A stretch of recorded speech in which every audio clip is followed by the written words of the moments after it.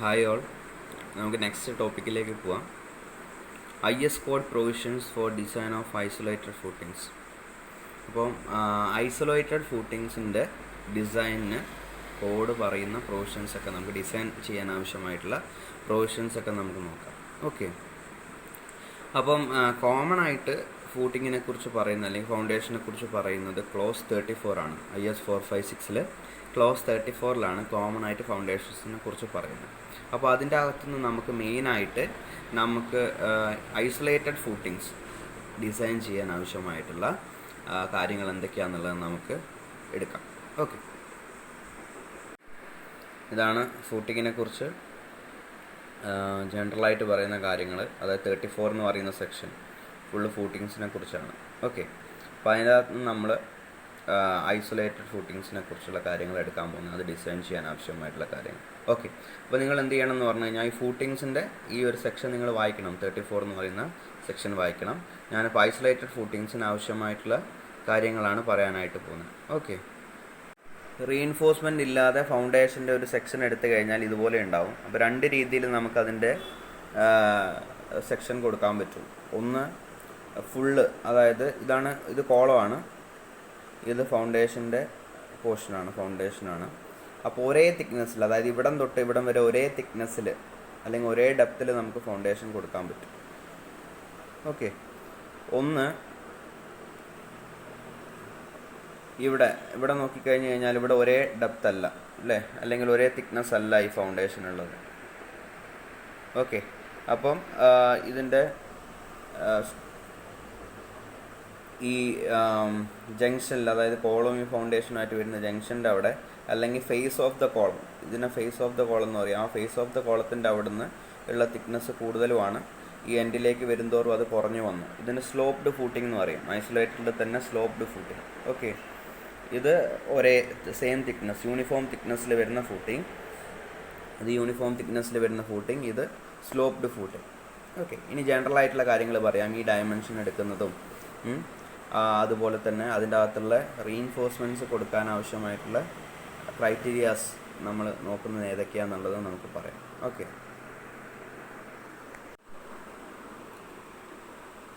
First one, thickness at the edge of the footing. Okay, ആ ഫൂട്ടിങ്ങിൻ്റെ എഡ്ജിൽ വരുന്ന thickness എത്ര കൊടുക്കണം എന്നുള്ളതാണ്. പേജ് നമ്പർ 64 വരുന്നത്. ക്ലോസ് 34.1.2. ഓക്കെ, നമുക്കത് നോക്കാം. അതായത് തിക്നെസ് എത്രയാണ് കൊടുക്കേണ്ടത്, മിനിമം തിക്നെസ് എത്രയാണ് ആ ഫൂട്ടിങ്ങിൻ്റെ എഡ്ജിൽ കൊടുക്കേണ്ടത് എന്നുള്ളതാണ്. ഓക്കെ, അപ്പോൾ നമ്മൾ ഫിഗർ നേരത്തെ വരച്ചിട്ടുണ്ടായിരുന്നു. അതായത് ഈ തിക്നെസ്, ഈ എഡ്ജിൽ വരുന്ന തിക്നെസ്, മിനിമം തിക്നെസ് എത്രയാണെന്നുള്ളതാണ് നമ്മൾ നോക്കാനായിട്ട് പോകുന്നത്. Okay, 34.1.2 thickness at the edge of the footing. Okay, in reinforced and plain concrete footings, the thickness at the edge shall be not less than 150 mm for footings on soil. Okay, nor less than 300 mm above the tops of piles for footings on piles. Okay, ഇപ്പോൾ നമ്മൾ isolated footing ആണ് നോക്കുന്നത്. അപ്പം സോയിലിൽ വരുന്ന footing ആണ്. അതിൻ്റെ minimum thickness at the edge എന്ന് പറയുന്നത് 150 mm ആണ്. ഓക്കെ, അപ്പോൾ അത് ഓർത്തിരുന്നോളണം. കോഡ് 34.1.2 ക്ലോസ് 34.1.2 കോഡ് പറയാണ്. അതായത് ഫൂട്ടിങ്ങിൻ്റെ എഡ്ജിൽ വരുന്ന തിക്നെസ് മിനിമം 150 mm ആയിരിക്കണം. ഓക്കെ, അതിനേക്കാളും കുറയാൻ പാടില്ല എന്നുള്ളതാണ്. മിനിമം 150 mm ഉണ്ടായിരിക്കണം. ഓക്കെ, രണ്ടാമത്തത് മൊമെൻറ്റ്സ്. ക്ലോസ് 34.2.3.2. ഇപ്പോൾ നമുക്ക് ആ ക്ലോസ് എടുക്കാം. 34.2.3.2. The greatest bending moment to be used in the design of an isolated concrete footing which supports a column, pedestal or wall shall be the moment computed in the manner prescribed in 34.2.3.1 at the sections located as follows. Okay, അതായത് maximum greatest bending moment എവിടെയാണ് വരിക എന്നുള്ളത് താഴെ പറയുന്നുണ്ട് ഓരോ കേസിലും. അതായത് isolated concrete ഫൂട്ടിങ്ങിൽ മാക്സിമം ബെൻഡിങ് മൊമെൻറ്റ് വരിക എവിടെയാണെന്നുള്ളതാണ് ഇപ്പം താഴോട്ട് പറയാൻ പോകുന്നത്. അതായത് ഒരു കോളത്തിനെ സപ്പോർട്ട് ചെയ്യുന്ന ഫൂട്ടിങ്ങിൻ്റെ കേസിലും പെഡസ്റ്റലിനെ സപ്പോർട്ട് ചെയ്യുന്ന ഫൂട്ടിങ്ങിൻ്റെ കേസിലും അല്ലെങ്കിൽ ഒരു വാളിനെ സപ്പോർട്ട് ചെയ്യുന്ന ഫൂട്ടിങ്ങിൻ്റെ കേസിലുള്ള എവിടെയാണ് മാക്സിമം ബെൻഡിങ് മൊമെൻറ്റ് വരിക എന്നുള്ളതാണ് പറയുന്നത്. അതുപോലെ ബെൻഡിങ് മൊമെൻറ്റ് കാൽക്കുലേറ്റ് ചെയ്യുന്ന എങ്ങനെയാണെന്നുള്ള, അല്ലെങ്കിൽ ബെൻഡിങ് മൊമെൻറ്റ് എങ്ങനെയാണ് കാൽക്കുലേറ്റ് ചെയ്യേണ്ട ഒരു സെക്ഷനിൽ എന്നുള്ളത് 34.2.3.1 പറയുന്നുണ്ട്. അപ്പോൾ ഞാനത് ഡിസൈൻ സ്റ്റെപ്സ് പറയുന്ന സമയത്ത് മാക്സിമം ബെൻഡിങ് മൊമെൻറ്റ് എങ്ങനെയാണ് കാൽക്കുലേറ്റ് ചെയ്യുക എന്നുള്ളത് ഞാനത് പറയുന്നതായിരിക്കും. ഓക്കെ, ഇപ്പോൾ നമുക്ക് എവിടെയാണ് മാക്സിമം ബെൻഡിങ് മൊമെൻറ്റ് വരിക എന്നുള്ളത് നമുക്ക് നോക്കാം. ഓക്കെ, ഫസ്റ്റ് എ എന്ന് പറയുന്ന പോർഷൻ വായിച്ചു കഴിഞ്ഞാൽ, at the face of the column, pedestal or wall for footings supporting a concrete column, pedestal or wall. Okay, pedestal എന്ന് പറഞ്ഞാൽ എന്താണെന്ന് ക്ലിയർ ആയോ? പെഡസ്റ്റൽ നമ്മൾ ഓൾറെഡി പഠിച്ചതാണ്. നമ്മൾ DCS 1 കോളത്തിൻ്റെ പോർഷൻ പഠിച്ചപ്പം കംപ്രഷൻ മെമ്പറിൻ്റെ ഡിഫറെൻറ്റ് ടൈപ്സ് പഠിച്ചപ്പം പെഡസ്റ്റൽ അതിൻ്റെ കൂടെ പഠിച്ചിട്ടുണ്ട്. ഓക്കെ, പെഡസ്റ്റൽ എന്ന് പറയുന്നത് ഷോർട്ടായിട്ടുള്ള കംപ്രഷൻ മെമ്പറാണ്. ഓക്കെ, ഇത് എന്താ ചെയ്യുന്നതെന്ന് പറഞ്ഞു കഴിഞ്ഞാൽ, ഇപ്പോൾ ഫൗണ്ടേഷനിലേക്ക് ലോഡ് ട്രാൻസ്ഫർ ചെയ്യുമെന്ന് പറയാം നമുക്ക്. അങ്ങനെ, അതായത് കോളം വരും, കോളത്തിൻ്റെ അവിടെ നിന്ന് ഈ കോളം വന്ന് കയറുന്നത് ഈ പെഡസ്റ്റലിലേക്കായിരിക്കും. ഷോർട്ട് കംപ്രഷൻ മെമ്പർ ആയിരിക്കും. അതായത് അതിൻ്റെ length by least lateral dimension ratio check ചെയ്തിട്ടുണ്ടെങ്കിൽ <3 ആയിരിക്കും. ഓക്കെ, അപ്പം അത് വന്നിട്ട് എന്ത് ചെയ്യും, കോളം വന്നിട്ട് ഈ പെഡസ്റ്റലിലേക്ക് കയറും. പെഡസ്റ്റലിൽ നിന്നാണ് എന്ത് ചെയ്യുക, ഈ ഫൂട്ടിങ്ങിലേക്ക് ട്രാൻസ്ഫർ ചെയ്യുക ലോഡ്. അപ്പോൾ അത് എല്ലാ കേസിലും നമ്മളത് പെഡസ്റ്റൽ പ്രൊവൈഡ് ചെയ്യണമെന്നില്ല. കോളം ഡയറക്റ്റ് വന്നിട്ട് ഫൂട്ടിങ്ങിലേക്ക് കയറുക ചെയ്യുക. ഓക്കെ, പെഡസ്റ്റൽ പ്രൊവൈഡ് ചെയ്യുന്ന കേസിലാണ് ഇവിടെ പെഡസ്റ്റലിൻ്റെ കാര്യം പറഞ്ഞിട്ടുള്ളത്. ഇനിയിപ്പം ഈ ഫൂട്ടിങ്ങുമായിട്ട് ബന്ധപ്പെട്ട് കിടക്കുന്ന വോളാണെങ്കിൽ 3 കേസാണ്.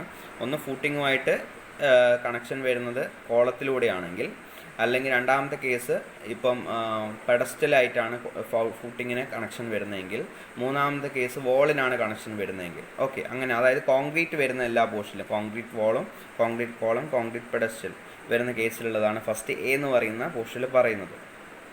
At the face of the column, അതായത് മാക്സിമം ബെൻഡിങ് മൊമെൻറ്റ് വരുന്ന എവിടെയാണ്? At the face of the column, pedestal or wall. അതായത് കോളത്തിൻ്റെയും പെഡസ്റ്റലിൻ്റെയും വാളിൻ്റെയും ഫേസിലാണ് മാക്സിമം ബെൻഡിങ് മൊമെൻറ്റ് വരുന്നതെന്നാണ് പറയുന്നത്. Okay, for footing supporting a concrete column, pedestal or wall. അതായത് കോളം അല്ലെങ്കിൽ പെഡസ്റ്റലോ അല്ലെങ്കിൽ വാളോ സപ്പോർട്ട് ചെയ്യുന്ന ഒരു ഫൂട്ടിങ്ങിൽ മാക്സിമം, അതായത് കോൺക്രീറ്റ് വാളോ കോൺക്രീറ്റ് കോളോ കോൺക്രീറ്റ് പെഡസ്റ്റലോ സപ്പോർട്ട് ചെയ്യുന്ന ഒരു ഫൂട്ടിങ്ങിൽ മാക്സിമം ബെൻഡിങ് മൊമെൻറ്റ് വരുന്നത് at the face of the ഏതാണോ ആ കോളത്തിലേക്ക് ഏതാണോ ആ ഫൂട്ടിങ്ങിലേക്ക് കണക്ട് ചെയ്യുന്നത് ആ മെമ്പറിൻ്റെ ഫേസിലേക്കാണ്. ഓക്കെ, ഇപ്പോൾ നമ്മൾ ഈ ഒരു ഫിഗർ നോക്കുകയാണെങ്കിൽ ഫേസ് ഓഫ് ദ കോളം, ഇപ്പോൾ ഇത് കോളം കണക്ട് ചെയ്യുന്ന അല്ലേ. ഇപ്പോൾ കോളം കണക്ട് ചെയ്യുമ്പോൾ എന്ന് പറഞ്ഞാൽ ഫേസ് ഓഫ് ദ കോളം എന്ന് പറഞ്ഞാൽ എവിടെയാണ്? ഈ സ്ഥലത്താണ്, ഈ ഫേസിലാണ് മാക്സിമം ബെൻഡിങ് മൊമെൻറ്റ് വരുന്നത്, ഈ സ്ഥലത്ത്. ഓക്കെ, അല്ലെങ്കിൽ ഈ സ്ഥലത്ത്. Okay, face of the column എന്ന് പറയുന്നത് ഇതാണ്. ഈ 2 സ്ഥലങ്ങളിലാണ് മാക്സിമം. ഇവിടെ ഒരു സെക്ഷൻ, വെർട്ടിക്കലായിട്ടുള്ളൊരു സെക്ഷൻ ഇതിന് കറസ്പോണ്ടിങ് ആയിട്ട് എടുത്തു കഴിഞ്ഞാൽ ഈ പോർഷനിലാണ്, അതായത് ഫേസ് വരുന്ന ആ ഡിസ്റ്റൻസിന് കറസ്പോണ്ടിങ് ആയിട്ടാണ് മാക്സിമം ബെൻഡിങ് മൊമെൻറ്റ് വരിക. ഓക്കെ, നിങ്ങൾ ജസ്റ്റ് ഒന്ന് ഇമാജിൻ ചെയ്ത് നോക്ക്. ഇതിപ്പോൾ ശരിക്കും ഒരു ഫിക്സ്ഡ് പോർഷൻ പോലെയല്ലേ തോന്നുന്നത്? ഒരു ഫിക്സ്ഡ് സ്ലാബ് അല്ലെങ്കിൽ ഒരു ഫിക്സ്ഡ് ബീം എന്നുള്ള രീതിയിലല്ലേ തോന്നുന്നത്? ഫിക്സ് ചെയ്തിരിക്കുന്ന ഇവിടെയാണ് അല്ലേ? ഫിക്സ്ഡ് മീൻസ് അതായത് ഈ സപ്പോർട്ട് ഫിക്സ്ഡ് ആയിട്ട് നിൽക്കുകയാണ്. ഒരു കാൻഡിലിവർ പോർഷൻ പോലെയാണ് ഇപ്പോൾ ഉള്ളത് അല്ലേ? കാൻഡിലിവർ പോർഷൻ പോലെ. അപ്പോൾ കാൻഡിലിവറിൽ മാക്സിമം ബെൻഡിങ് മൊമെൻറ്റ് എവിടെയാണ് വരിക? കാൻഡിലിവർ പോർഷനിൽ സപ്പോർട്ടിലേക്കായിരിക്കും. സപ്പോർട്ട് എന്ന് പറയുന്നത് ഇതാണ്, ഇവിടെയാണ് പിടുത്തം വരുന്നത്. നിങ്ങൾ ജസ്റ്റ് ഒന്ന് റീറ്റെയിനിങ് വാൾ ഇമാജിൻ ചെയ്ത് നോക്കിയാൽ കാൻഡിലിവർ റീറ്റെയിനിങ് വാൾ. അതേപോലെ തന്നെ ഇവിടെ നോക്കുമ്പം ഇതാണ് നമ്മളെ സപ്പോർട്ടായിട്ട് ഫിക്സ്ഡ് പോർഷൻ വരുന്ന ഇതാണ്. ഓക്കെ, ലോഡ് ആക്ട് ചെയ്യുന്നത് ഈ പോർഷനിലാണ്, ഇതിലേക്കാണ് വരുന്നത്. അപ്പോൾ ലോഡ് ആക്ട് ചെയ്യുമ്പം ഈ അടിയിൽ നിന്നുള്ള സോയിൽ പ്രഷർ മേലോട്ട് ആക്ട് ചെയ്യും. അപ്പോൾ അതിനെ റെസിസ്റ്റ് ചെയ്യാൻ കറസ്പോണ്ടിങ് ആയിട്ടാണ് നമ്മൾ ബെൻഡിങ് മൊമെൻറ്റ്, അതിന് ആ ആക്ട് ചെയ്യുന്ന പ്രഷറിന് കറസ്പോണ്ടിങ് ആയിട്ടുള്ള ബെൻഡിങ് മൊമെൻ്റ് ആണ് ഇവിടെ മാക്സിമം വരുന്നത്. ഓക്കെ, അതായത് ഒന്നുമില്ല, മാക്സിമം ബെൻഡിങ് മൊമെൻറ്റ് ഒരു ഐസൊലേറ്റഡ് ഫൂട്ടിങ്ങിൽ വരുന്നത് ഫേസ് ഓഫ് ദ കോളത്തിലായിരിക്കും. ഓക്കെ, ഇനിയിപ്പം ഇവിടെ ഒരു പെഡസ്റ്റൽ ഉണ്ടെങ്കിൽ, ഇവിടെ ഒരു പെഡസ്റ്റൽ ഉണ്ട്, ആ പെഡസ്റ്റലിലേക്കാണ് ഈ കോളം വന്ന് കയറുന്നതെങ്കിൽ ആ പെഡസ്റ്റലിൻ്റെ ഫേസിലായിരിക്കും മാക്സിമം ബെൻഡിങ് മൊമെൻറ്റ് വരുന്നത്. ഓക്കെ, ഇനിയിപ്പോൾ ഈ കോളത്തിന് പോലെ ഇവിടെ ഒരു വോളാണെങ്കിൽ ഈ വോളിൻ്റെ ഫേസിലേക്ക് ആയിരിക്കും മാക്സിമം ബെൻഡിങ് മൊമെൻറ്റ് വരിക. ഓക്കെ, അതായത് ഒരു കാൻഡിലീവറിൻ്റെ കൺസെപ്റ്റ് തന്നെ. ഇത് ഫിക്സ്ഡ് എൻഡ് അല്ലെങ്കിൽ സപ്പോർട്ട്, ആ സപ്പോർട്ടിലായിരിക്കും മാക്സിമം ബെൻഡിങ് മൊമെൻറ്റ് വരിക. ഓക്കെ ഓക്കെ അപ്പോൾ ഈ പാർട്ട് ഒന്നുകൂടി വായിക്കാം. എടുത്ത ഫേസ് ഓഫ് ദ കോളാണ് മാക്സിമം ബെൻഡിങ് മൊമെൻറ്റ്, അല്ലെങ്കിൽ pedestal or wall for footing supporting a concrete column, pedestal or wall. Okay, രണ്ടാമത്തത് ജസ്റ്റ് നമുക്ക് നോക്കാം. നമുക്ക് ആവശ്യമായിട്ടുള്ളത് എന്ന് പറയുന്ന സെക്ഷനിൽ വന്നു കഴിഞ്ഞു. നമ്മൾ ഡിസൈൻ ചെയ്യാൻ പോകുന്ന ഐസൊലേറ്റഡ് ഫൂട്ടിങ്ങിൻ്റെ സെക്ഷൻ എയിൽ വന്നു. ഇനി നമുക്ക് ജസ്റ്റ് ആ ബിയും സിയും കൂടി ജസ്റ്റ് ഒന്ന് നോക്കാം, ഒന്ന് മനസ്സിലാക്കി വെച്ചാൽ മതി. ബിയിൽ പറയുന്നത് half way between the central line and edge of the wall for footings under masonry walls. Okay, half way between the central line and the edge of the wall, അതായത് വോളിൻ്റെ സെൻട്രൽ ലൈനിൻ്റെയും എഡ്ജിൻ്റെയും ഹാഫിലാണ് മാക്സിമം ബെൻഡിങ് മൊമെൻറ്റ് വരുന്നതെന്നുള്ളത്. Okay, ആ വോളിൻ്റെ central line, okay imagine ചെയ്യാൻ പറ്റുന്നില്ലേ? അതേപോലെ തന്നെ അതിൻ്റെ എഡ്ജ്, ആ വോളിൻ്റെ എഡ്ജ്, ഓക്കെ അറ്റത്തുനിന്നും ആ വോളിൻ്റെ സെൻറ്ററിനും നടുക്ക് വരുന്ന പോർഷൻ ഹാഫ് വേ, അവിടെയാണ് മാക്സിമം ബെൻഡിങ് മൊമെൻറ്റ് മാസൺറി വാൾസിൻ്റെ കേസിൽ വരിക. ഓക്കെ, മൂന്നാമത്തത് half way between the face of the column or pedestal and the edge of the gusseted base for footings under gusseted bases. Okay, അപ്പോൾ ട്രസ്സൊക്കെ ചെയ്യുന്ന സമയത്ത് gazetted bases ഉണ്ടാവുക, അതായത് പെഡസ്റ്റൽ ഉണ്ടാവും ബോട്ടത്തിൽ, ആ പെഡസ്റ്റലിലേക്ക് വന്നിട്ട് കണക്റ്റ് ആവുക ചെയ്യുക. ഗസറ്റഡ് ബേസിൻ്റെയും പെഡസ്റ്റലിൻ്റെയും ഹാഫിലാണ് മാക്സിമം ബെൻഡിങ് മൊമെൻറ്റ് വരിക. ഓക്കെ, ആ ഗസ്റ്റഡ് ബേസ് വന്നിട്ട് പെഡസ്റ്റലിലേക്ക് കണക്റ്റ് ആയിട്ടുണ്ടാവുക. അപ്പോൾ ആ ഗസ്റ്റഡ് ബേസിൻ്റെ എൻഡിൽ നിന്ന് അതുപോലെ തന്നെ ആ പെഡസ്റ്റലിൻ്റെ എഡ്ജിലേക്കുള്ള ഡിസ്റ്റൻസിൻ്റെ ഹാഫിലാണ് മാക്സിമം ബെൻഡിങ് മൊമെൻറ്റ് ഉണ്ടാവുക. ഓക്കെ, അപ്പോൾ ഈ പറഞ്ഞിരിക്കുന്ന മാക്സിമം ബെൻഡിങ് മൊമെൻറ്റിൻ്റെ കേസ് ക്ലിയർ ആയില്ലേ? അപ്പോൾ നമുക്ക് വേണ്ടത് എന്താണ്? മാക്സിമം ബെൻഡിങ് മൊമെൻറ്റ് കോളത്തിൻ്റെ, അല്ല കോൺക്രീറ്റ് കോളത്തിൻ്റെ അല്ലെങ്കിൽ വാളിൻ്റെ അല്ലെങ്കിൽ പെഡസ്റ്റലിൻ്റെ വരിക അതിൻ്റെ ഫേസിൽ തന്നെയാണ്. അതായത് ഇപ്പം ഞാൻ നേരത്തെ ഫിഗർ കാണിച്ച് പറഞ്ഞിട്ടുണ്ടായിരുന്നു, ആ കോളവും അതുപോലെ തന്നെ ഫൂട്ടിങ്ങും ജോയിൻ ചെയ്യുന്ന ആ ഒരു സെക്ഷനിലായിരിക്കും മാക്സിമം ബെൻഡിങ് മൊമെൻറ്റ് വരിക. Okay, third one shear and bond close 34.2.4. Okay, അപ്പോൾ നമുക്കത് നോക്കാം. ഷിയർ ആൻഡ് ബോണ്ട് ഈ ഒരു പോർഷനിൽ പറയുന്നത് ഫൂട്ടിങ്ങിൻ്റെ ഷിയർ സ്ട്രെങ്ത് ആണ്. ഷിയർ സ്ട്രെങ്ത്, ഓക്കെ, അതിന് എത്രമാത്രം ഷിയർ ഫോഴ്സ് റെസിസ്റ്റ് ചെയ്യാൻ പറ്റും എന്നുള്ളതാണ്. ഓക്കെ, അപ്പോൾ നമുക്ക് നോക്കാം. 34.2.4 ഷിയർ ആൻഡ് ബോണ്ട്, 34.2.4.1 പറയാണ് the shear strength of footing is governed by the more severe of the following two conditions. അപ്പോൾ രണ്ട് കണ്ടീഷൻസ് പറയുന്നുണ്ട്. ഈ രണ്ട് കണ്ടീഷനിൽ ഏതാണ് സിവിയർ വരുന്നത് അതാണ് നമ്മൾ അഡോപ്റ്റ് ചെയ്യുക എന്നുള്ളതാണ് പറയുന്നത്. ഓക്കെ, അല്ലെങ്കിൽ അതിൻ്റെ ബേസിസിലായിരിക്കും നമ്മൾ ഷിയർ സ്ട്രെങ്ത് എടുക്കുക എന്നുള്ളതാണ് പറയുന്നത്. ക്ലിയർ ആയി? രണ്ട് കേസ് ഉണ്ട്. രണ്ട് കേസിൽ ഏതിലാണോ ഷിയർ കൂടുതൽ വരുന്നത് അതിന് കറസ്പോണ്ടിങ് ആയിട്ടുള്ള ഡിസൈൻ ആയിരിക്കും നമ്മൾ ചെയ്യുക എന്നുള്ളത് അവിടെ പറയുന്നത്. ഓക്കെ, അതിനായിരിക്കും കൂടുതൽ ഇമ്പോർട്ടൻസ് കൊടുക്കുക. ക്ലിയർ ആയോ പറഞ്ഞത്? അപ്പോൾ ആ രണ്ട് കണ്ടീഷൻസ് ഏതാണെന്നുള്ളത് നമുക്ക് നോക്കാം. അപ്പോൾ first A, the footing acting essentially as A wide beam with a potential diagonal crack extending in a plane across the entire width. The critical section for this condition shall be assumed as a vertical section located from the face of the column, pedestal or wall at a distance equal to the effective depth of footing for footing on piles. Okay, അപ്പോൾ അതെന്താണെന്നുള്ള പറയാം. ഇപ്പോൾ നമ്മൾ വായിച്ചത്, ഇപ്പോൾ ഈ ഒരു ഫൂട്ടിങ്ങിനെ ഒരു ബീമായിട്ട് wide ബീമായിട്ട് consider ചെയ്ത് കഴിഞ്ഞാൽ ഇപ്പോൾ ഒരു കാൻഡിലിവർ ബീം എന്നുള്ള രീതിയിൽ എടുക്കാം അല്ലേ? അതിനൊരു വിഡ്ത്തും അതിൻ്റെ ബ്രെഡ്ത്തും ഉണ്ടാവും അല്ലേ? അതായത് വൈഡായിട്ടുള്ളൊരു ബീം. അപ്പോൾ ഇത് നോക്കുകയാണെങ്കിൽ ഒരു കാൻഡിലിവർ ബീം പോലെയാണ് അല്ലേ? എവിടെയാണ് സപ്പോർട്ട് വരുന്നത്? ഇത് ബീമിൻ്റെ ലെങ്ത്താണ്, ഇതിൻ്റെ അപ്പുറത്തൊരു വിഡ്ത്ത് ഉണ്ട് അല്ലേ? അതേപോലെ ഇവിടെയും ഒരു കാൻഡിലിവർ പോലെ തന്നെ, അതായത് ഇവിടെ സപ്പോർട്ടാണ്, ഈ പോർഷൻ ജസ്റ്റ് ഹാങ് ചെയ്ത് കിടക്കുന്ന പോലെ തന്നെയാണ്. അപ്പോൾ അതിനൊരു ബീമായിട്ട് നമ്മൾ കൺസിഡർ ചെയ്യുകയാണെങ്കിൽ, ഇപ്പോൾ നമ്മൾ നോർമലി ഒരു കാൻഡിലിവർ ബീമൊക്കെ നമ്മൾ ഡിസൈൻ ചെയ്തതാണ് അല്ലേ? ഓൾറെഡി DCS 1 നമ്മൾ പഠിച്ചതാണ്. അപ്പോൾ മാക്സിമം ഷിയർ ഫോഴ്സ് എവിടെയാണ് വരിക? സപ്പോർട്ടിനോട് ചേർന്നിട്ടാണ് വരിക അല്ലേ, സപ്പോർട്ടിനോട് ചേർന്നിട്ടാണ് വരിക മാക്സിമം ഷിയർ ഫോഴ്സ്.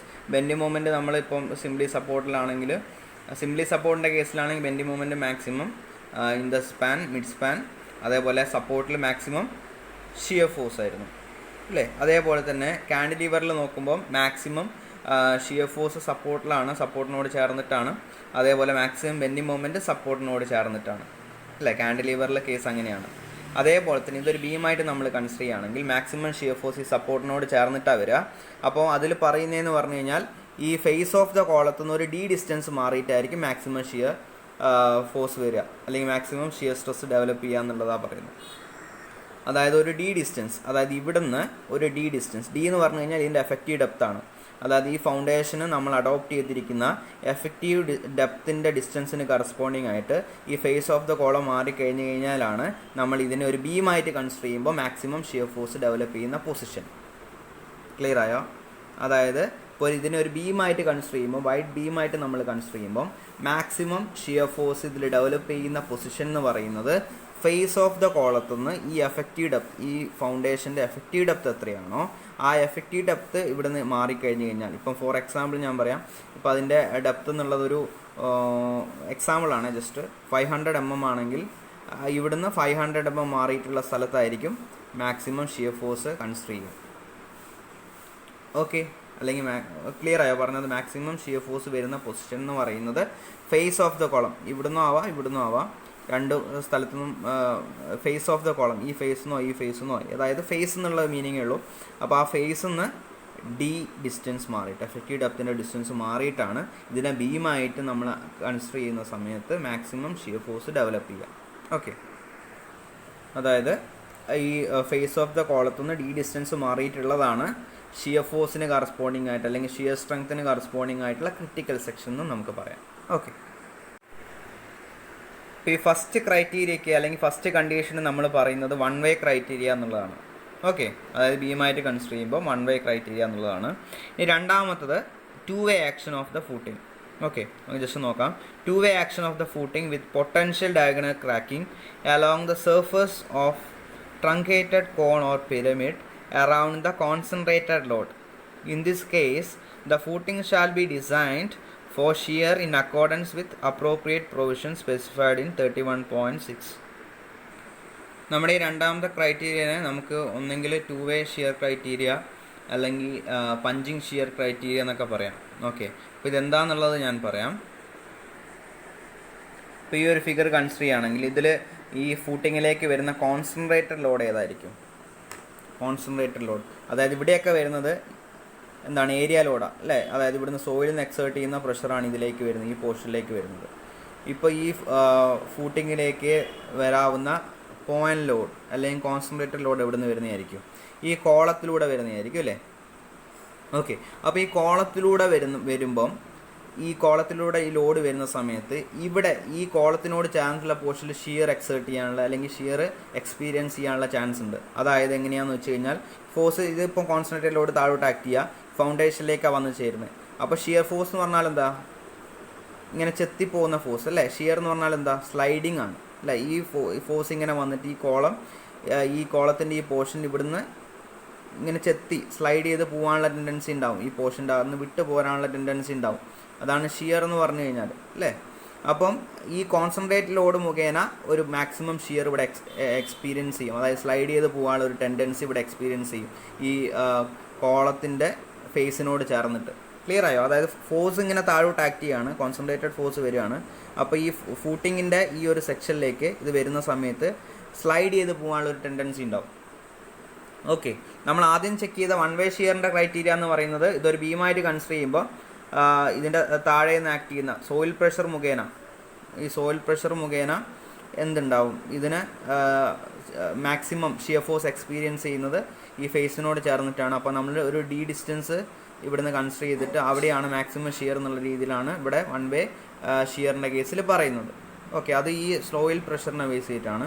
രണ്ടാമത്തെ കേസ് ടു വേ ഷിയറിൻ്റെ കേസ് പറയുന്നത് എന്ന് പറഞ്ഞു കഴിഞ്ഞാൽ ഈ കോളത്തിൻ്റെ, അതായത് കോൺസെൻട്രേറ്റഡ് ലോഡിന് കറസ്പോണ്ടിങ് ആയിട്ട് ഈ കോളത്തിന് ചുറ്റും ഷിയർ എക്സ്പീരിയൻസ് ചെയ്യും. ഓക്കെ, ആ ഷിയർ ഫോഴ്സ് ആണ്, അതായത് കോളത്തിൽ നിന്ന് വരുന്ന കോൺസെൻട്രേറ്റഡ് ലോഡിനെ ബേസ് ചെയ്തിട്ട് ഷിയർ ഫോഴ്സ് അല്ലെങ്കിൽ ഷിയർ എക്സ്പീരിയൻസ് ചെയ്യും. അതാണ് ടു വേ ഷിയർ ക്രൈറ്റീരിയ എന്ന് പറയുന്നത്, അല്ലെങ്കിൽ ടു വേ ഷിയർ എന്ന് പറയുന്നത്. അപ്പോൾ അത് എക്സ്പീരിയൻസ് ചെയ്യുന്നത് നമ്മൾ കൺസിഡർ ചെയ്യുക എന്ന് പറഞ്ഞാൽ ഈ ഫേസ് ഓഫ് ദ കോളത്തിൽ നിന്ന് d/2 ഡിസ്റ്റൻസിലായിരിക്കും കൺസിഡർ ചെയ്യുന്നുണ്ടാവും. ഓക്കെ, അതായത് ഇവിടുന്ന് നേരത്തെ വൺ വേ ഷിയർ കൺസിഡർ ചെയ്തത് ഇവിടുന്ന് d ഡിസ്റ്റൻസ് മാറിയിട്ടാണെങ്കിൽ ഇത് d/2 ഡിസ്റ്റൻസിൽ ഇതിൻ്റെ ചുറ്റും നമ്മൾ എന്ത് ചെയ്യും, ടു വേ ഷിയറിൻ്റെ ക്രൈറ്റീരിയ കൺസിഡർ ചെയ്യും. അതായത് ഈ ഫേസ് ഓഫ് ദ കോളത്തിൽ നിന്ന് d/2 ഡിസ്റ്റൻസ് മാറിയിട്ടാണ് maximum shear force two way shear ക്രൈറ്റീരിയയിൽ വരിക. ഓക്കെ, വൺ വേ ഷിയർ ക്രൈറ്റീരിയയിൽ വരിക ഈ ഫേസ് ഓഫ് ദ കോളത്തിൽ നിന്ന് d ഡിസ്റ്റൻസ് മാറിയിട്ടാണെന്നും പറയുന്നു. ഓക്കെ, അപ്പോൾ ഈ രണ്ട് കേസിലും ഈ രണ്ട് ഡിസ്റ്റൻസിന് കറസ്പോണ്ടിങ് ആയിട്ട് നമ്മൾ ഷിയർ ചെക്ക് ചെയ്യും. എന്നിട്ട് അത് മാക്സിമം വരുന്ന ഏതാണോ അതിന് കറസ്പോണ്ടിങ് ആയിട്ടുള്ള ഡെപ്ത് നമ്മൾ അഡോപ്റ്റ് ചെയ്യും. കൂടുതലും നിങ്ങൾക്ക് അതിൻ്റെ ഡിസൈൻ സ്റ്റെപ്സിലേക്ക് വരുമ്പോൾ മനസ്സിലാവും. അപ്പോൾ ഷിയറും അതുപോലെ തന്നെ ബെൻഡിങ് മൊമെൻറ്റും കൺസിഡർ ചെയ്തിട്ടാണ് നമ്മൾ ഈ ഫൂട്ടിങ്ങിൻ്റെ ഡെപ്ത് നമ്മൾ എടുക്കുക. ഓക്കെ, അപ്പോൾ ആ മൂന്ന് കാര്യങ്ങൾ നോക്കിയിട്ട് എടുക്കുക. അപ്പോൾ ഷിയറിൻ്റെ ക്രൈറ്റീരിയ നമ്മൾ ചെക്ക് ചെയ്യുമ്പോൾ ഈ രണ്ടെണ്ണം ചെക്ക് ചെയ്തിട്ട് മാക്സിമം ഏതാണെന്ന് നോക്കും, അതുപോലെ ബെൻഡിങ് മൊമെൻറ്റ് നോക്കും. ഈ മൂന്ന് കേസിൽ ഏതാണ് കൂടുതൽ ഡെപ്ത് വരുന്നത്, അതായത് ഇപ്പോൾ ഈ ഒരു പർട്ടിക്കുലർ മാക്സിമം ഇതിൽ വരുന്ന ബെൻഡിങ് മൊമെൻറ്റിനെ റെസിസ്റ്റ് ചെയ്യാൻ ഒരു പർട്ടിക്കുലർ ഡെപ്ത് വേണം. അതുപോലെ തന്നെ ടു വേ ഷിയറിനെ റെസിസ്റ്റ് ചെയ്യാൻ ഒരു പർട്ടിക്കുലർ ഡെപ്ത് ആവശ്യമാണ്. അതേപോലെ വൺ വേ ഷിയറിനെ റെസിസ്റ്റ് ചെയ്യാൻ ഒരു പർട്ടിക്കുലർ ഡെപ്ത് ആവശ്യമാണ്. ഈ മൂന്ന് ഡെപ്തിൽ ഏതാണ് മാക്സിമം ഡെപ്ത് വരുന്നത് ആ ഡെപ്തിന് കറസ്പോണ്ടിങ് ആയിട്ടായിരിക്കും നമ്മൾ, അല്ലെങ്കിൽ ആ ഡെപ്ത് ആയിരിക്കും നമ്മൾ എന്ത് ചെയ്യുക, മെയിനായിട്ട് എടുക്കുക, അല്ലെങ്കിൽ ആ ഡെപ്ത് ആയിരിക്കും നമ്മളിവിടെ ഈ ഫൂട്ടിങ്ങിന് പ്രൊവൈഡ് ചെയ്യുക. അതെടുത്തു കഴിഞ്ഞാൽ ആ മൂന്ന് കേസസിലും അത് സേഫായിട്ട് നിന്നോളും ഈ ഒരു ഫൂട്ടിങ്. അതാണ് നമ്മളെ കണ്ടീഷൻ. ഓക്കെ, ഇത് ക്ലിയർ ആയോ? ഒന്നുമില്ല. വൺ വേ ഷിയർ എന്ന് പറഞ്ഞു കഴിഞ്ഞാൽ ഇതിനൊരു വൈഡ് ബീമായിട്ട് കൺസിഡർ ചെയ്യുക. അപ്പോൾ മാക്സിമം ഷിയർ ഫോഴ്സ് എക്സ്പീരിയൻസ് ചെയ്യുന്നത് കോളത്തിൻ്റെ ഫേസിൽ നിന്ന് d ഡിസ്റ്റൻസ് മാറിയിട്ടായിരിക്കും. ടു വേ ഷിയർ എന്ന് പറയുമ്പം ഈ പഞ്ചിങ് ഷിയർ ആണ്, അതായത് ഈ കംപ്രസീവ് ഫോഴ്സ് കോളത്തിൽ നിന്ന് വരുമ്പം അതിൻ്റെ ചുറ്റും എക്സ്പീരിയൻസ് ചെയ്യുന്ന ഷിയർ ഫോഴ്സ് ആണ്.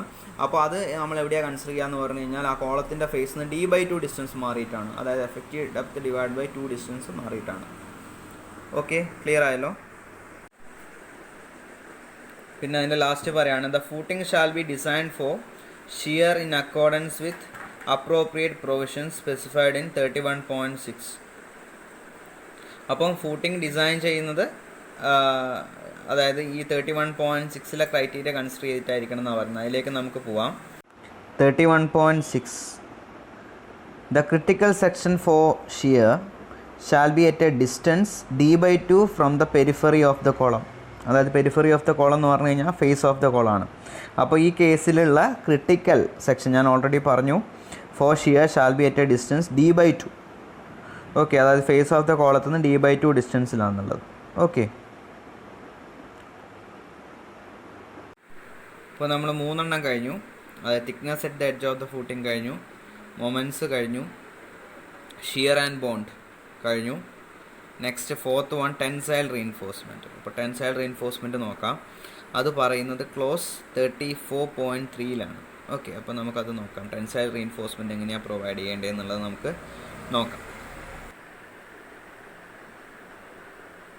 The total tensile reinforcement at any section shall provide a moment of resistance at least equal to the bending moment on the section calculated in accordance with 34.2.3. അപ്പോൾ 34.2.3 നമ്മൾ നോക്കിയിട്ടുണ്ടായിരുന്നു അല്ലേ, മാക്സിമം ബെൻഡിങ് മൊമെൻറ്റ് കണ്ടുപിടിക്കുന്ന കാര്യം നമ്മൾ നോക്കിയിട്ടുണ്ടായിരുന്നു. Okay, അപ്പോൾ ഇവിടെ പറയുന്നതെന്ന് പറഞ്ഞു കഴിഞ്ഞാൽ നമുക്ക് ഏരിയ ഓഫ് റീഇൻഫോഴ്സ്മെൻറ്റ് നമുക്ക് കണ്ടുപിടിക്കാം. എങ്ങനെ, എന്തിൻ്റെ ബേസിസിൽ? ഇപ്പോൾ സിമ്പിളായിട്ട് പറയുകയാണെങ്കിൽ നമ്മൾ ഇക്വേഷൻ ഉണ്ടല്ലോ, mu = 0.87 FI AST into D into 1 minus AST into FI divided by BDFCK എന്ന് പറയുന്ന ഇക്വേഷൻ.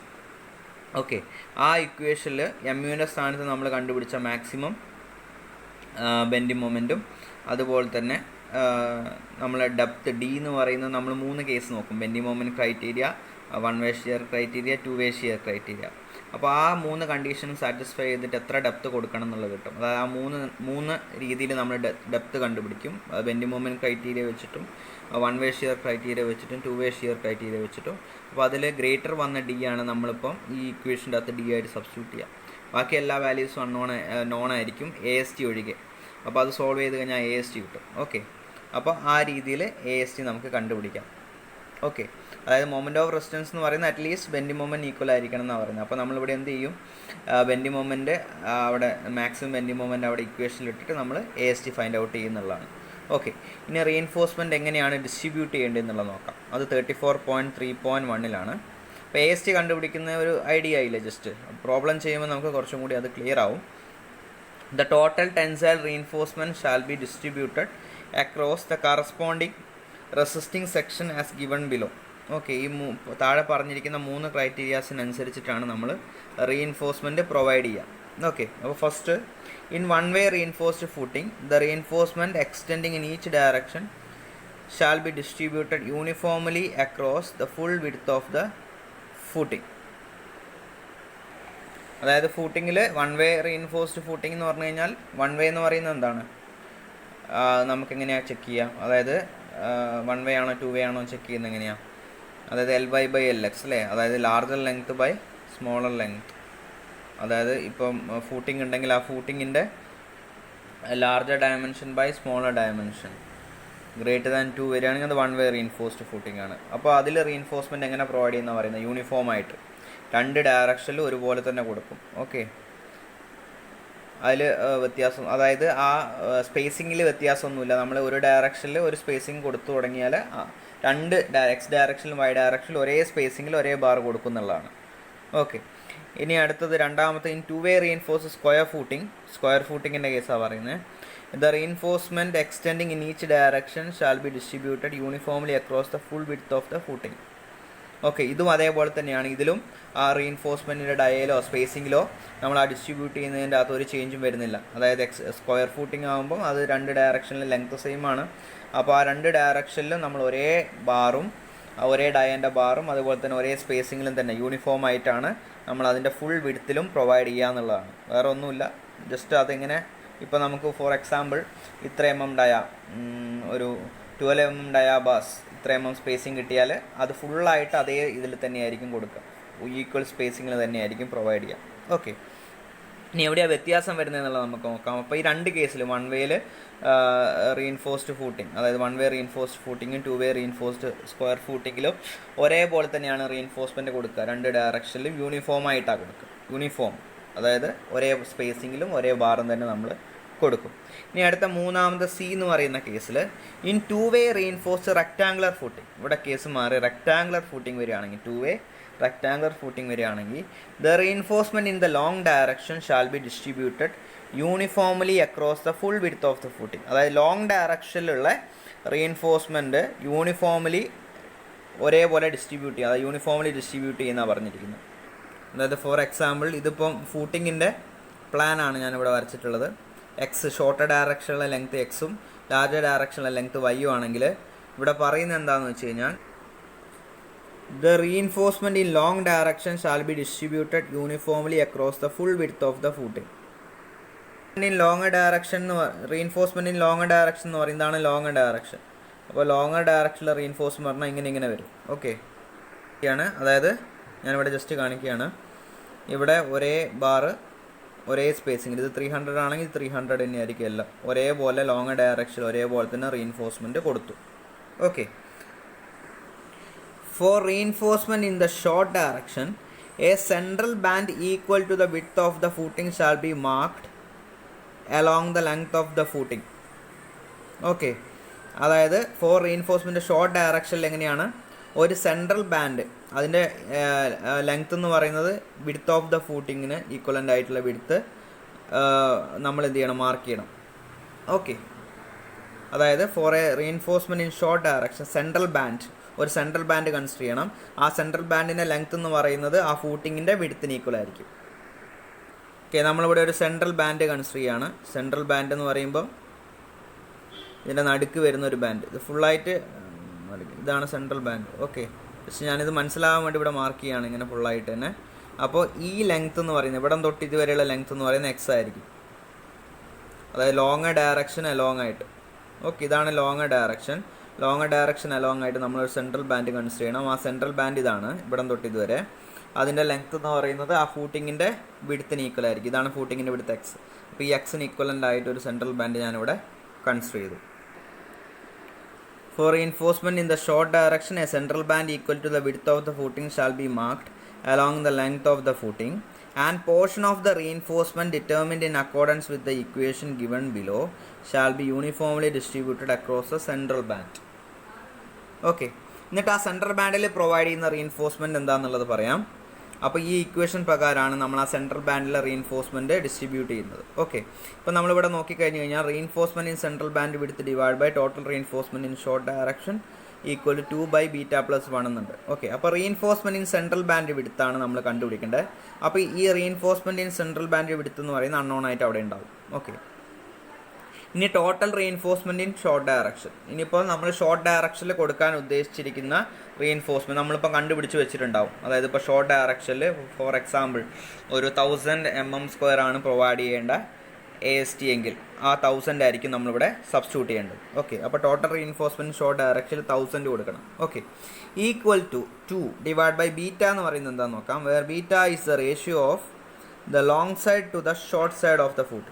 ബീറ്റ എന്ന് പറയുന്ന ratio of long side to short side of the footing. അതായത് ലോങ് സൈഡ് ഇപ്പം ആ ഫൂട്ടിങ്ങിൻ്റെ y ആണ്, ഷോർട്ട് സൈഡ് x ആണ്. അപ്പം y ഡിവൈഡഡ് ബൈ x ചെയ്താൽ എത്രയാണോ വാല്യൂ കിട്ടുന്നത് അതാണ് ബീറ്റ. ഓക്കെ, അപ്പം നമ്മളിവിടെ y ബൈ എക്സ് ഇവിടെ ബീറ്റ കിട്ടു, +1 ഇവിടെ 2 ഉണ്ട്. ഓക്കെ, ഇനി നമ്മൾ എന്ത് ചെയ്യുന്നു പറഞ്ഞാൽ ഈ വാല്യൂ നമുക്കറിയാം 1000 ആണ്. ഇത് ഇപ്പുറത്തേക്ക് കൊണ്ടുവരും. സോൾവ് ചെയ്ത് കഴിഞ്ഞാൽ നമുക്കൊരു പർട്ടിക്കുലർ mm² കിട്ടും. ഫോർ എക്സാമ്പിൾ ഇപ്പോൾ എനിക്ക് 700 mm² കിട്ടിയെന്ന് വിചാരിച്ചോ. ആ 700 mm² ആണ് ഞാൻ ആ സെൻട്രൽ ബാൻഡിൻ്റെ അകത്ത് കൊടുക്കാൻ പോകുന്നത്. ഓക്കെ, അതായത് ആ ഇക്വേഷൻ പ്രകാരം കിട്ടിയ AST ഞാനൊരു ഡയ എടുക്കും. ആ AST കറസ്പോണ്ടിങ് ആയി ഡയ ഓഫ് ദ ബാർ എടുക്കും. എന്നിട്ട് എത്രയാണ് സ്പേസിങ് കിട്ടുന്നതെന്ന് നോക്കും ഈ ബാൻഡിൻ്റെ അകത്ത് കൊടുക്കാൻ വേണ്ടിയിട്ട്. ഓക്കെ, എന്നിട്ട് ഇതിൻ്റെ അകത്ത് നമ്മൾ എന്ത് ചെയ്യും, ഈ ബാൻഡിൻ്റെ അകത്ത് ഈ ഡിസ്റ്റൻസിൻ്റെ അകത്ത് നമ്മൾ ഇതുപോലെ റീഇൻഫോഴ്സ്മെൻറ്റ് പ്രൊവൈഡ് ചെയ്യും. അതായത് ഇപ്പോൾ ഞാൻ പറഞ്ഞ പോലെ 700 mm² എന്ന് പറയുന്നത് ഇതിൻ്റെ അകത്ത് പ്രൊവൈഡ് ചെയ്യും. അതായത് ഈ ഷോർട്ട് ഡയറക്ഷനിൽ കൊടുക്കേണ്ട ഫുൾ mm² എന്നുള്ളത് 1000 mm² ആണെങ്കിൽ, ഏരിയ എന്ന് പറയുന്നത് 1000 mm² ആണെങ്കിൽ ആ ബാൻഡിൻ്റെ അകത്ത് ഇപ്പോൾ 700 ഞാൻ കൊടുക്കണം ആ സെൻട്രൽ ബാൻഡിൻ്റെ അകത്ത്. അപ്പോൾ അതെത്ര, ആ 700 ഞാൻ കണ്ടുപിടിച്ചിരിക്കുന്ന ഈ കോഡിൽ പറഞ്ഞിരിക്കുന്ന ആ ഇക്വേഷൻ വെച്ചിട്ടാണ്. എന്നിട്ട് ആ 700 എന്ത് ചെയ്യുമെന്ന് പറഞ്ഞാൽ ഒരു ഡയ ഓഫ് ബാർ അസ്യൂം ചെയ്തിട്ട് അതിൻ്റെ സ്പേസിങ്ങും കണ്ടുപിടിക്കും ആ ഏരിയ കൊടുക്കാൻ വേണ്ടിയിട്ടുള്ള. അപ്പോൾ ആ സ്പേസിങ്ങിൻ്റെ അകത്ത് ഞാൻ എന്ത് ചെയ്യും, ഈ റീഇൻഫോഴ്സ്മെൻറ്റ് ഇവിടെ പ്രൊവൈഡ് ചെയ്യും ഷോർട്ടർ സ്പാനിൽ. Okay, the remainder of the reinforcement shall be uniformly distributed in the outer portions of the footing. അതായത് റിമൈൻഡർ ഇപ്പം ഞാൻ പറഞ്ഞു 1000 mm² ആയിരുന്നു ഷോർട്ട് ഡയറക്ഷനിൽ കൊടുക്കേണ്ട റീഇൻഫോഴ്സ്മെൻറ്റ് ഏരിയ എങ്കിൽ ഇപ്പോൾ 700 ഞാനിപ്പോൾ ഈ സെൻട്രൽ ബാൻഡിൻ്റെ അകത്ത് കൊടുത്തു. ബാക്കി എത്രയുണ്ട്, 300 mm² ഉണ്ട്. അതിപ്പോൾ സ്പേസിങ് നമ്മൾ കണ്ടുപിടിച്ചത് ആ സെയിം ഡയൻ്റെ ബാർ സ്പേസിങ് കണ്ടുപിടിച്ചത് കുറച്ചും കൂടി സ്പേസിങ് കൂടുതലായിരിക്കും, കാരണം ഏരിയ കുറവാണ്. അപ്പോൾ അത് നമ്മൾ എന്ത് ചെയ്യണം, ഈ ബാൻഡിൻ്റെ പുറത്തേക്ക് കൊടുക്കണം പ്രൊവൈഡ് ചെയ്തിട്ട് ഫുൾ വിഡ്ത്തിലേക്ക്. ബാക്കി റിമൈൻഡർ ആയിട്ട് കൊടുക്കേണ്ട AST എന്ന് പറയുന്നത് ബാക്കിയുള്ള AST എത്ര സ്പേസിങ് എന്നുള്ള കണ്ടുപിടിച്ചിട്ടായിരിക്കണം. ഓക്കെ, ഇത് ക്ലിയർ ആയോ പറഞ്ഞത് റെക്റ്റാങ്കുലറിൽ ഡിസ്ട്രിബ്യൂട്ട് ചെയ്യുന്നത് എങ്ങനെയാണ്? ഇപ്പോൾ സ്ക്വയറൊക്കെ ആണെങ്കിൽ 2 ഡയറക്ഷനിൽ ഒരുപോലെ തന്നെ കൊടുക്കും, ഒരേപോലെ തന്നെ നമ്മൾ കൊടുക്കും. 2 ഡയറക്ഷനിലും ഒരേപോലെ തന്നെ കൊടുക്കും, ഒരേ സ്പേസിങ്ങിൽ ഇതുപോലെ ഫുള്ളായിട്ട് ഫുൾ വിഡ്ത്തിലുണ്ടാവും. ഓക്കെ, ഇപ്പോൾ റെക്റ്റാങ്കുലർ വരുന്ന കേസിൽ മാത്രമേ അവിടെ മാറ്റം വരുന്നുള്ളൂ. ഓക്കെ, ഇത് ക്ലിയർ ആയോ പറഞ്ഞത്? ഓക്കെ, എന്തെങ്കിലും ഡൗട്ട് ഉണ്ടെങ്കിൽ ചോദിക്കാം കേട്ടോ. Okay, next 5th one, nominal reinforcement. Okay, nominal reinforcement, minimum reinforcement ഒക്കെ എത്രയാണ് കൊടുക്കേണ്ടത് എന്നുള്ള കാര്യങ്ങളും അതിൻ്റെ സ്പേസിങ്ങിൻ്റെ കാര്യങ്ങളൊക്കെ നമുക്ക് നോക്കാം. ഓക്കെ, അപ്പോൾ അത് പറഞ്ഞിരിക്കുന്നത് IS 456 clause 34.5 okay, 34.5 nominal reinforcement. അതിൽ 34.5.1 minimum reinforcement and spacing shall be as per requirements of solid slab. Okay, solid സ്ലാബിൻ്റെ അതേ രീതിയിൽ തന്നെയാണ് മിനിമം റീഇൻഫോഴ്സ്മെൻറ്റും സ്പേസിങ്ങും. സോളിഡ് സ്ലാബിൻ്റെ ഓർമ്മയുണ്ടോ? ഇപ്പോൾ മിനിമം റീഇൻഫോഴ്സ്മെൻറ്റ് എത്രയാണ്, മിനിമം AST സോളിഡ് സ്ലാബിലുള്ളത് ഓർമ്മയുണ്ടോ? അതായത് ഇപ്പം മൈൽ സ്റ്റീലാണ് അവിടെ യൂസ് ചെയ്തിട്ടുള്ളതെങ്കിൽ minimum AST required is equal to എത്രയാണ്, 0.15% ഓഫ് BD അല്ലേ, അതായത് അതിൻ്റെ ക്രോസ് സെക്ഷണൽ ഏരിയ. അതേപോലെ ഇപ്പം HYSD ബാസ് ആണ് യൂസ് ചെയ്തിട്ടുള്ളതെങ്കിൽ 0.12% ഓഫ് BD ആണ് മിനിമം റീഇൻഫോഴ്സ്മെൻറ്റ് സ്ലാബിൽ.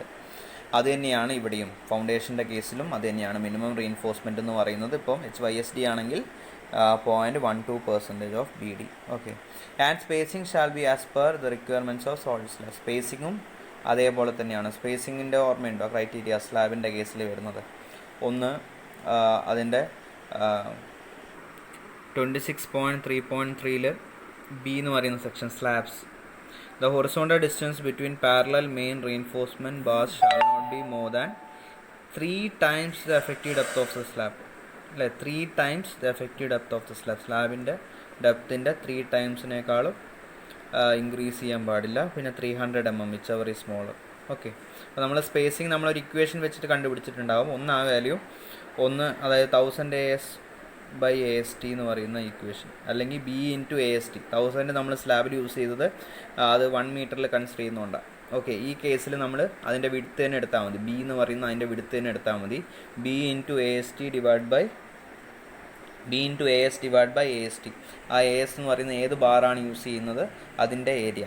ഓക്കെ, അതായത് B × AS, അതായത് 1000 AS/AST. ആ ഇക്വേഷൻ അറിയാലോ. അതിൽ AS എന്ന് പറയുന്നത് നമ്മൾ യൂസ് ചെയ്യുന്ന ബാറിൻ്റെ ഏരിയ. ഓക്കെ, ആ 1000 എന്ന് പറയുന്നത് ആ സ്ലാബിൻ്റെ വിഡ്ത്ത് നമ്മൾ 1 മീറ്ററിലാണ് എടുക്കുക. ഓക്കെ, അല്ലെങ്കിൽ 1 മീറ്റർ സ്ക്വയറിന് കറസ്പോണ്ടിങ് ആയിട്ടാണ് നമ്മൾ പ്രൊവൈഡ് ചെയ്യുക, അല്ലേ. അപ്പം ഇവിടെ നമ്മളെ വിഡ്ത്ത് എന്ന് പറയുന്നത് ഈ ഫൗണ്ടേഷൻ ആയതുകൊണ്ട് അതിനൊരു കറസ്പോണ്ടിങ് വിഡ്ത്ത് ഉണ്ടാവും, B. അല്ലെങ്കിൽ എത്രയാണോ വാല്യൂ ആ വാല്യൂ ഉണ്ടാവും. അതിന് കറസ്പോണ്ടിങ് ആയിട്ട് വേണം നമ്മൾ ഇതിൻ്റെ അകത്ത് എടുക്കാൻ. ഓക്കെ, അപ്പം B × AS divide by AST, അതാണ് സ്പേസിങ്. അത് കണ്ടുപിടിച്ച ഒന്നുണ്ടാവും. പിന്നെ 3 × D, അതായത് എഫക്റ്റീവ് ഡെപ്ത് × 3, ആ വാല്യൂവിനേക്കാളും കൂടില്ല. അതേപോലെ 300 mm. ഈ മൂന്നെണ്ണത്തിൽ ഏതാണോ ചെറുത് അതാണ് നമ്മൾ സ്പേസിങ് ആയിട്ട് അഡോപ്റ്റ് ചെയ്യുക. ഓക്കെ, അതേപോലെ സ്ലാബ്സിലുള്ള മിനിമം റീഇൻഫോഴ്സ്മെൻറ്റിൻ്റെ കേസ് ഇത് അവിടെ പറയുന്നുണ്ട്. 26.5.2.1 ഞാനിപ്പം പറഞ്ഞ കാര്യമാണ്. The mild steel reinforcement in either direction in slab shall not be less than 0.15% of total cross sectional area. However, this value can be reduced to 0.12% when high strength deformed bar, അതായത് HYSD bars or welded wire fabric are used. Okay, പിന്നെ maximum ഡയമീറ്ററിൻ്റെ കേസും പറയുന്നുണ്ട്. The diameter of the reinforcing bars shall not exceed 1/8 of total thickness of slab. Okay, ആ total തിക്നെസ്സിൻ്റെ 1/8 അതിനേക്കാളും exceed ചെയ്യാൻ പാടില്ല എന്നുള്ളതും പറയുന്നുണ്ട്. ഓക്കെ, അപ്പോൾ അതാണ് 34.5 പറയുന്നത്.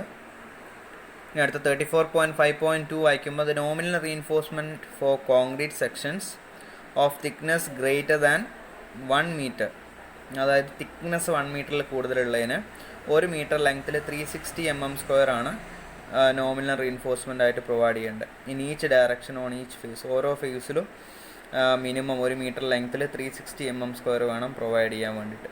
ഓക്കെ, 1 മീറ്ററിനേക്കാളും തിക്നെസ് കൂടുതലുള്ള സെക്ഷനാണെങ്കിൽ. Okay, this provision does not supersede the requirement of minimum tensile reinforcement based on the depth of the section. അപ്പോൾ ഈ പറഞ്ഞിരിക്കുന്ന ക്രൈറ്റീരിയ നമ്മളിപ്പോൾ മിനിമം റീഇൻഫോഴ്സ്മെൻറ്റ് കാൽക്കുലേറ്റ് ചെയ്തിട്ട് ഇതിനേക്കാളും കൂടുതൽ വന്നിട്ടുണ്ടെങ്കിൽ നമ്മൾ ആ മിനിമം റീഇൻഫോഴ്സ്മെൻറ്റിൻ്റെ വാല്യൂ തന്നെ എടുക്കും. അതായത് 360 mm² എന്നുള്ളത് ആ കേസിൽ അത് വരണമെന്നില്ല.